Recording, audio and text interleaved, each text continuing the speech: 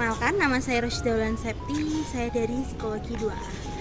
Di sini saya akan menyampaikan dan mengulas mengenai studi kasus tentang masa dewasa tengah yang berhubungan dengan konflik perkawinan dalam hubungan keluarga.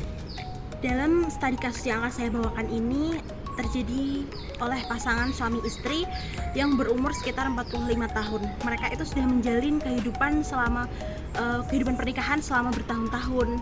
Nah, tapi dalam kondisi itu suatu ketika sang suami itu berkeinginan untuk mencalonkan diri sebagai perangkat desa.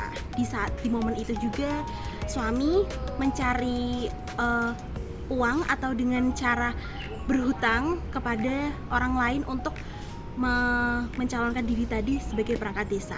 Dalam mencalonkan sebagai perangkat desa itu ternyata sang suami itu akhirnya tidak terpilih sebagai perangkat desa, sehingga sang suami tersebut merasa bahwa dirinya tidak lagi berguna dan juga merasa bahwa dirinya itu sudah kalah. Aku tidak punya lagi harapan dalam kehidupan ini. Jadi sang suami itu merasa putus asa, kehilangan harapan, hingga akhirnya dia tidak bekerja dan juga akhirnya malah justru berdiam diri di rumah.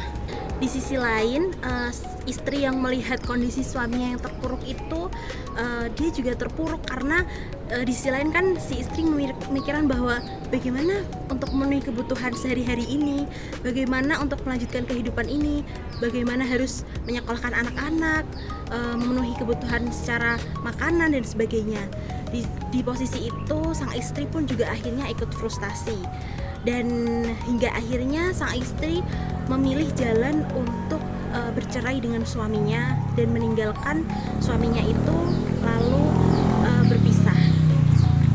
Nah, dalam studi kasus yang sudah saya sampaikan tadi, saya akan mereviewnya, yakni tentang apa sih konflik perkawinan yang ada dalam rumah tangga itu. Jadi sang suami istri tersebut mengalami masalah keuangan, dan mungkin karena pada masa dewasa tengah ini sang suami merasa bahwa aku sangat tidak berfungsi di kehidupan sosial ini, terutama bagi keluargaku. Aku jadi tidak punya harapan lagi untuk bagaimana melanjutkan kehidupan hingga mendekati masa tua itu. Dan di sisi lain juga intimasi yang mereka harusnya terjalin secara kuat itu justru tidak terjalin secara kuat, sehingga itu justru dengan mudah sang suami istri tersebut berpisah seperti itu. Terlebih lagi sang istri juga merasa stres dengan keadaan suaminya yang tidak bekerja, padahal di posisi itu suaminya mungkin butuh support system dari istrinya. Sekian penyampaian review studi kasus dari saya. Kurang lebihnya saya mohon maaf. Semoga dapat diambil pelajaran dan juga bermanfaat bagi kita semua. Terima kasih. Wassalamualaikum warahmatullahi wabarakatuh.